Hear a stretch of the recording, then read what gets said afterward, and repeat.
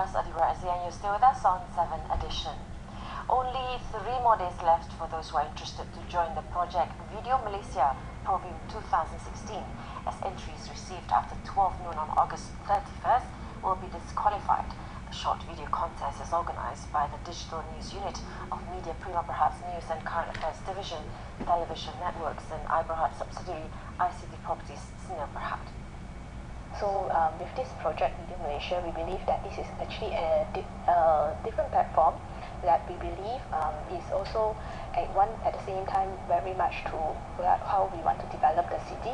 Two, we also understand that with the evolution of social media platforms and digital technology, everyone is now moving towards that online technology platform. So with this video, and at the same time giving it a chance where it's the convergence of technology and the patriotic love and respect for the country. Malaysians from all walks of life are encouraged to participate, as it's aimed at fostering the spirit of independence and racial unity in a pluralistic society such as Malaysia. Such short videos which carry a meaningful message about unity and the love for the country, touching the hearts and souls of Malaysians, will be shortlisted.